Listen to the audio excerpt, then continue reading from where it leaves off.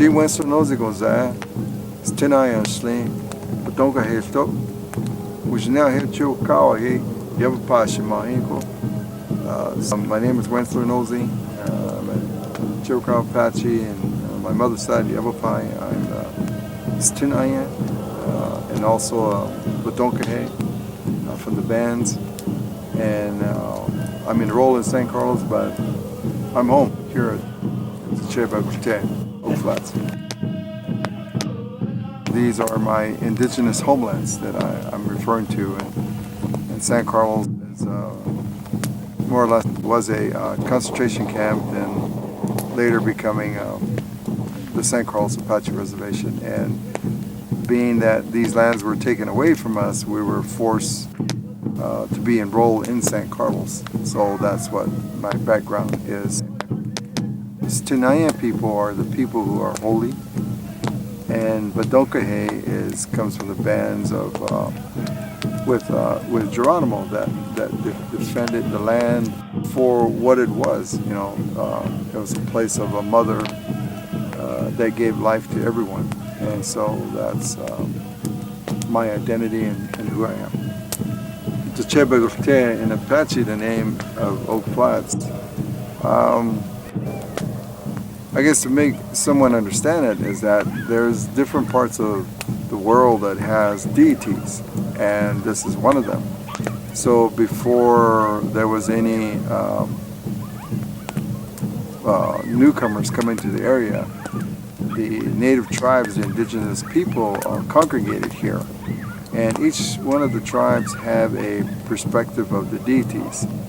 It was a place that was really a neutral place that everybody would be able to come here and not only offer their prayers, but receive prayers because of who the deities were. They more or less were the ones, as in the English word, you know, angels that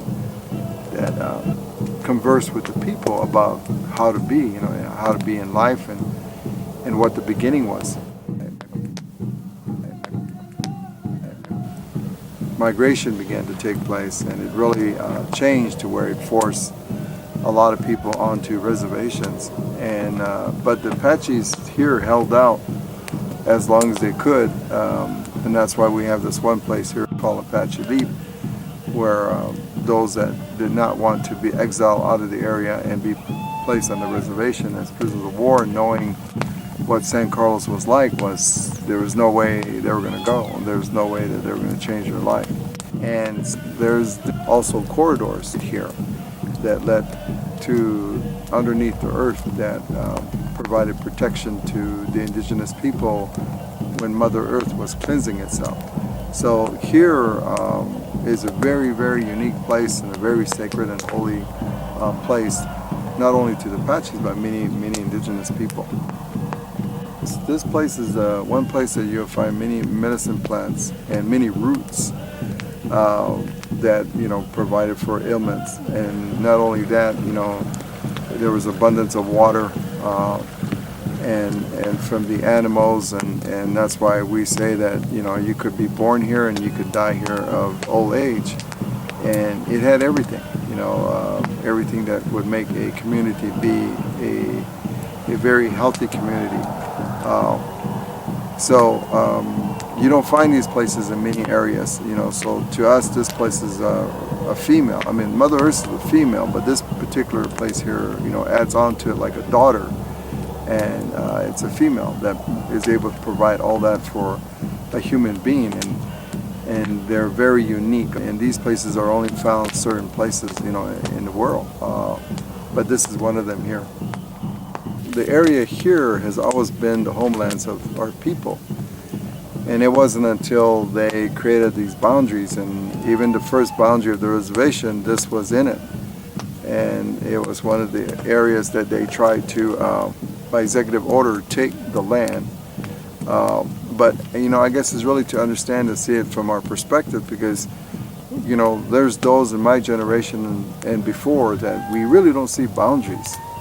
You know, we see mental boundaries where they mentally try to create those boundaries into a human being. For us, you know, these are our ancestral homelands, and you know, for us, you know, again, this place has been sacred and holy to the Apache people as well as many tribes, and it serves a really big purpose, not only in a religion but environmentally.